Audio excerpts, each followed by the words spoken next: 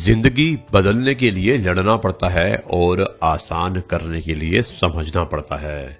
जब मन कमजोर होता है परिस्थितियां समस्या बन जाती हैं, और जब मन स्थिर होता है परिस्थितियां चुनौतियां बन जाती हैं, और जब मन मजबूत होता है तो परिस्थितियां अवसर बन जाती है। जी हाँ दोस्तों, गुड मॉर्निंग, सुप्रभात, सत श्री अकाल और आदाब। यह है आपका अपना प्रिय आरजे आदि कश्यप, आपका मुंबई चम्मानुस, और आपके लिए लेकर आया है आपका मनपसंद programme Positive Karma, episode number 117, 3 सितंबर 2020 और दिन है थर्सडे, वीरवार।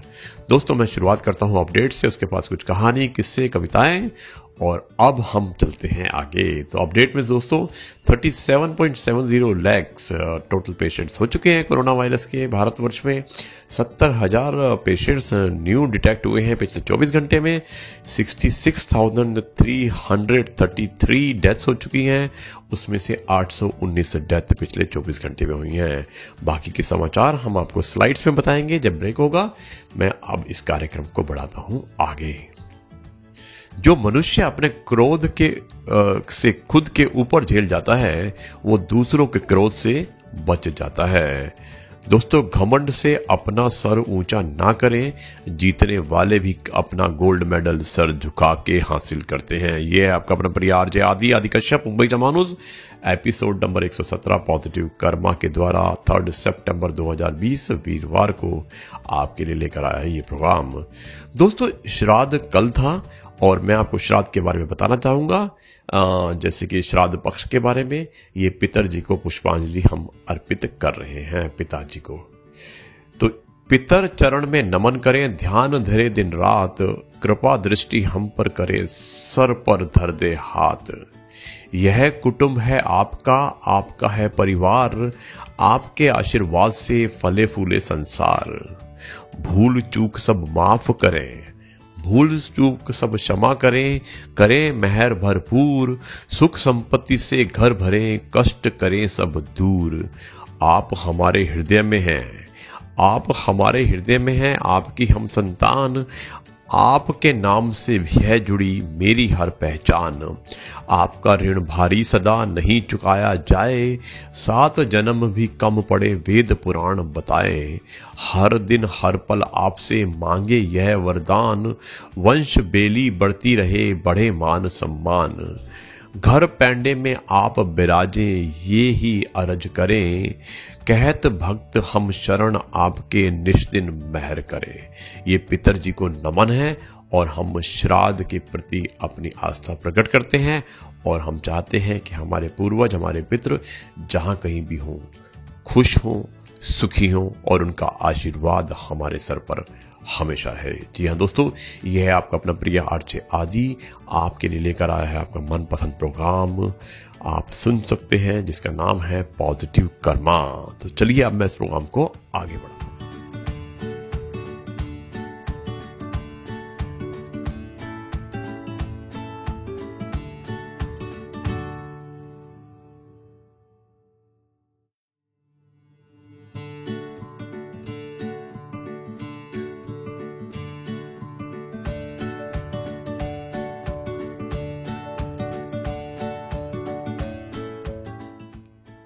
दोस्तों अब इस कार्यक्रम का जो अगला पड़ाव है उसमें मैं आपको एक कविता सुनाना चाहता हूं, जो एक हमारी सुनने वाली हैं, जिन्होंने हमें एक बहुत अच्छी कविता लिखी है, और कविता का शीर्षक है दरवाजे। दोस्तों आप सुनिएगा इस कविता को, और मुझे उम्मीद है कि यह कविता आपको पसंद आएगी। पहले दरवाजे नहीं खटकते थे, रिश्ते, नातेदार, मित्र, संबंधी सीधे पहुंच जाते थे रसोई तक। वहीं जमीन पर पसर गरम पकौड़ियों के साथ ढेर सारी बातें, सुख दुख का आदान प्रदान। फिर खटकने लगे दरवाजे, मेहमान की तरह रिश्तेदार बैठाए जाने लगे बैठक में। नरम सोफों पर कांच के बर्तनों में परोसी जाने लगी घर की शान। क्रिस्टल के गिलास में उड़ेल कर पिलाई जाने लगी हैसियत। धीरे धीरे बढ़ने लगा स्व का रूप। मेरी जिंदगी मेरी मर्जी, अपना कमरा अपना मोबाइल, कानों में ठूसे द्वारपाल, लैपटॉप पर कहीं ना कहीं स्नेही पेक्षी मन प्रतीक्षारत है किसी अपने का, पर अब दरवाजे नहीं खटकते हैं। कोविड युग है ना, कोई आता भी है तो 2 मीटर की दूरी से हाथ हिलाता है, चला जाता है, उसके जाने के बाद कहते हैं हम अजीब आदमी हैं।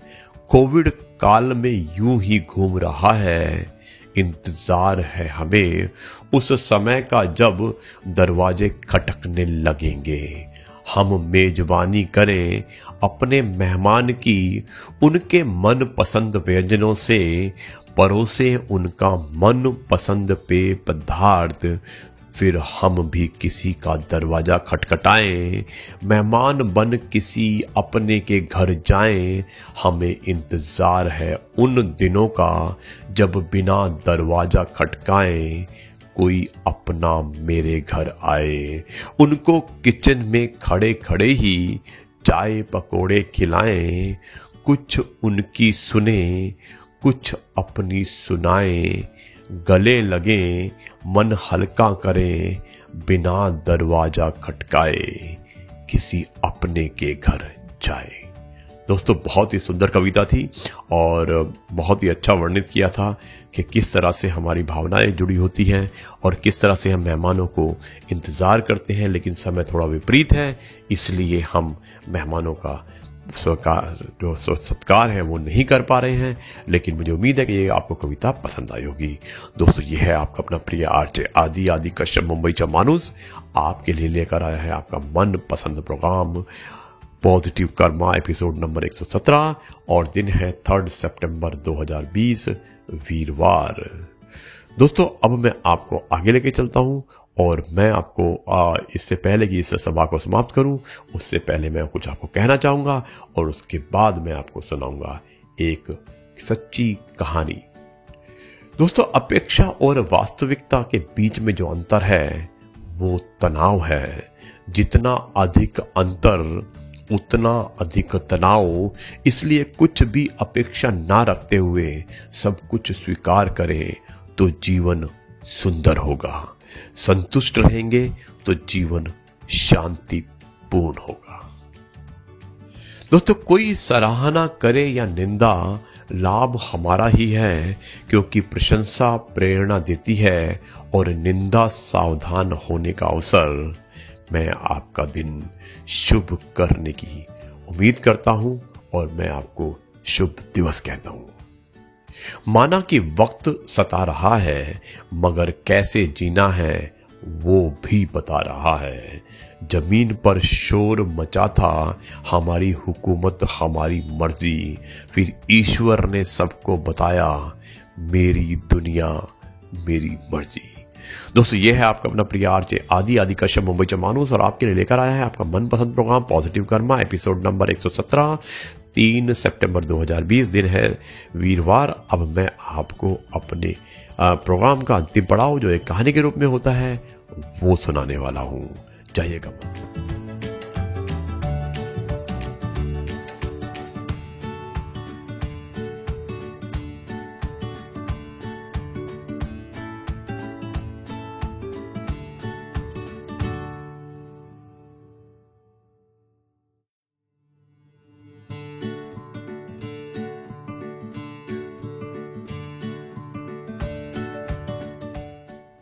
दोस्तों, कल जो मैंने आपको एक सच्चा वाक्य बताया था जिसमें कि एडवोकेट रश्मि सिंह पुनिया जी ने अपनी कहानी और अपनी जवानी बताई थी, तो उसी को मैं आगे लेके चलता हूं और उन्होंने एक और पार्ट लिख के आज भेजा है और मैं उम्मीद करता हूं कि आप इसे भी सुनेंगे और ये पूरी सच्चाई से भरा हुआ है। उनकी कहानी, उनकी जवानी, एडवोकेट रश्मि सिंह पुनिया फ्रॉम गुड़गांव। तो दोस्तों, मैं इस कहानी को आगे बढ़ाता हूं। कल मैंने कोरोना व बाद में पोस्ट कोविड इन्फेक्शन के बारे में व जिन्होंने मेरी हिम्मत बनाए रखी और पारस अस्पताल के बारे में बताया, पर आज मुझे कुछ जगहों से समाचार मिला कि गांव के लोग मिलकर स्वास्थ्य विभाग के अधिकारियों के साथ गलत व्यवहार कर रहे हैं। मारपीट करके कोरोना किट छीन छीन कर जला रहे हैं। मैं मानती हूं कि ये समय हमारे देश के लिए, हमारे समाज के लोगों के लिए बहुत ही मानसिक तनाव वाला है। आप सबसे एक बात पूछ रही हूं कि आप मुझे एक बात और बताओ, प्राचीन काल में क्या बीमारियां नहीं आई और हम सब ने कभी हिम्मत नहीं हारी, सबने मिलकर सामना किया, तो अब क्यों हिम्मत को कमजोर कर रहे हैं? ये कोरोना सभी बीमारियों को मिला दे तो उसके बाद भी उसका नाम रख देंगे कोरोना। ये यानी कि इससे बुखार, खांसी, उल्टी, जुकाम, गला खराब, दस्त लगना, मुख का स्वाद बदल जाना, ये सब मिला दे तो इस बीमारी का नाम कोरोना दे दिया गया है। आप अब हम सब इनको अलग अलग ले रहे हैं, हम सब की दवाई लेकर ठीक हो जाते हैं, तो हम डरे क्यों? ये क्यों नहीं समझे कि ये भी कोई बीमारी नहीं, ये एक सिंपल फ्लू है। अगर इसे नाम से कोरोना दे दिया है तो क्या हो गया? ये जरूर है कि हम छोटे से बच्चों और बुजुर्गों का सर्दी से, गर्मी में तथा हर प्रकार से बचाते हैं, सो अब भी उन्हें हमें बचाना है और देखभाल की साथ में साफ सफाई रखनी है और अच्छी डाइट लेनी है। मैं हमारे देश के सभी लोगों से प्रार्थना करती हूँ कि अपना हौसला बनाए रखें। अगर किसी को कोरोना हो भी गया है तो उससे नफरत की निगाह से मत देखें, उसे हौसला दें। हौसला देने से मरीज से रोग लड़ने की शक्ति आती है, मरीज में एक अजीब सी स्फूर्ति और ताकत आती है। दूसरी बात, लोग इसलिए डरते हैं कि सरकारी अस्पताल में डॉक्टर व नर्सिंग स्टाफ अच्छा व्यवहार नहीं करते। दोस्तों, ये हम पर निर्भर करता है कि हम उनको कितना सहयोग दे रहे हैं। जब वो हमें पूछने आते हैं, दवाई देते हैं, क्योंकि उनकी भी मानसिक दशा को समझो। दिन में भी कितने सारे मरीजों को वो संभालते हैं, सो अपना व्यवहार आप नर्म रखिए।